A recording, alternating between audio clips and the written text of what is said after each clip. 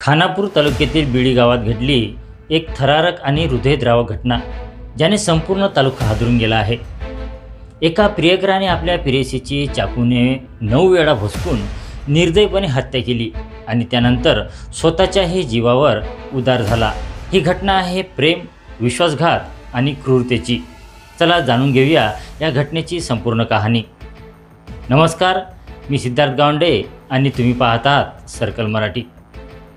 खानापूर तालुक्यातील बिडी गावात गुरुवारी रात्री रेश्मा तिरवीर वय 29 वर्ष आणि आनंद सुतार वय 34 वर्ष यांच्यासोबत घडलेली ही घटना आहे। रेश्मा आणि आनंद हे दोघेही बिडी गावातील रहिवासी। दोघांमध्ये गेल्या 2 वर्षापासून प्रेमसंबंध होते, पण हे प्रेमसंबंध त्यांच्या वैवाहिक आयुष्यामुळे गुंतागुंतीचे बनले होते। रेश्माला 2 मुलं होती, तर आनंदला 3 मुलं आणि त्याची पत्नी सध्या गर्भवती आहे। या प्रेम कहाणीला काळा रंग तेव्हा लागला जेव्हा रेश्माच्या पतीला या अनैतिक संबंधाची माहिती मिळाली। यामुळे त्याच्या घरी वाद झाले आणि रेश्माच्या पतीने नंदगड पोलीस ठाण्यात तक्रार दाखल केली। पोलिसांनी आनंदला समज देऊन रेश्माशी संपर्क तोडण्याची ताकीद दिली, पण या समजुतीचा राग आनंदच्या मनात खदखदत होता। गुरुवार दिनांक 14 ऑगस्ट 2025 रात्रीचा काळोख पसरला होता। आनंदने भेटीच्या बहाण्याने रेश्माला त्याच्या घरी बोलावलं आणि मग जे घडलं ते कोणालाही धक्का देणारं होतं। आनंदने रेश्मावर चाकूने 9 वेळा वार केले।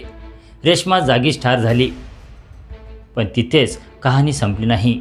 आनंदने त्याच चाकूने स्वतःलाही भोसकून आत्महत्या केली। त्याला बेळगावच्या रुग्णालयात नेत असताना वाटेतच त्याचा मृत्यू झाला। घटनेची माहिती मिळताच बैलहोंगल पोलीस उपअधीक्षक डॉक्टर वीरेश हिरेमठ आणि नंदगड पोलीस निरीक्षक SP पाटील यांनी घटनास्थळी भेट देऊन तपास सुरू केला। नंदगड पोलीस ठाण्यात या प्रकरणाची नोंद झाली असून तपासाला वेग आला आहे। गावकऱ्यांमध्ये या घटनेमुळे भीतीचं वातावरण आहे। ही घटना केवळ एक हत्याकांड नाही, तर एका चुकीच्या नात्याची आणि त्यातून निर्माण झालेल्या दुःखद परिणामाची कहाणी आहे। रेश्मा आणि आनंदच्या कुटुंबियावर या घटनेने दुःखाचा डोंगर कोसळला आहे। या प्रकरणातून आपल्याला काय धडा मिळतो? प्रेम, विश्वास आणि जबाबदारी याचा समतोल किती महत्त्वाचा आहे हे पुन्हा एकदा अधोरेखित झालं आहे।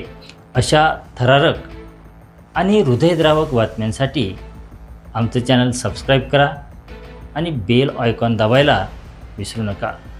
तुम्हाला या घटनेबद्दल काय वाटतं? कमेंट्समध्ये आम्हाला नक्की सांगा। धन्यवाद आणि पुन्हा भेटूया अशाच एका महत्त्वाच्या बातमीसह। नमस्कार।